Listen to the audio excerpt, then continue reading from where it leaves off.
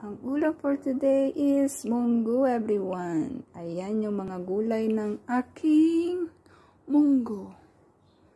Yung ani kong bulaklak ng kalabasa, ampalaya at talong. At ayan. Ang tawag namin dito sa Ilocano ay kwantong. Ito yung kwantong na walang tinik, guys.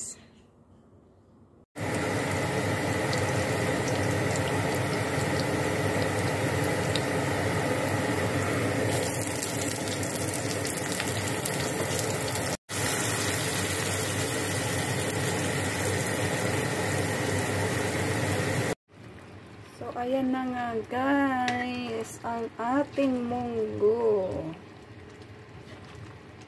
Kahit walang sahog na karne. Basta may gulay guys. Pwede na. Ayan.